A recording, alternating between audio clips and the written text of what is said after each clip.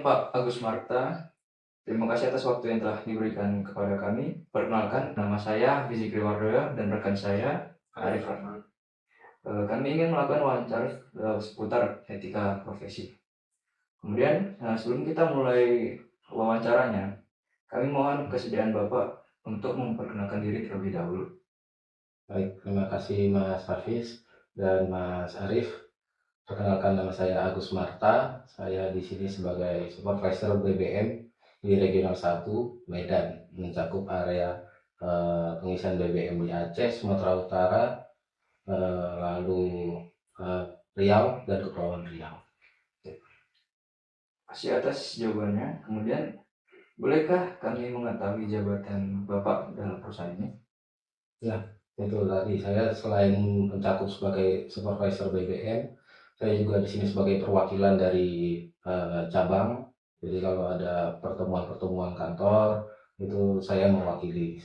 Saya juga ada mewakili dari tim umum juga, karena orangnya juga cuma sedikit, jadi semuanya cukup mencakup. Tapi secara tertulis saya ini sebagai Supervisor BBM. Gitu. Terima kasih Pak Agus. Kemudian, mulailah kita bertanya tentang etika profesi. Berdasarkan pengalaman Bapak, apa sih yang dimaksud dengan etika profesi? Etika profesi itu sesuatu yang harus dimiliki setiap pegawai, setiap orang. Karena etika itu menentukan dia ini layak atau tidak diberi amanat seperti itu. Sebagai contoh, jika dia tidak beretika, maka dia akan mudah membocorkan rahasia perusahaan, mudah menerima gratifikasi dan lain sebagainya. Itu yang menghancurkan citra perusahaan itu sendiri. Dan kemudian pertanyaan selanjutnya, apakah etika profesi itu penting dalam dunia kerja? Sangat penting karena itu menentukan integritas setiap individu.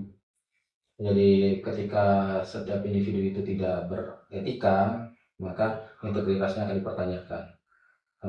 Kemanapun dia melangkah, kemanapun dia pergi, kemanapun dia kerja, kalau dia tidak punya etika, dia akan sulit berkembang.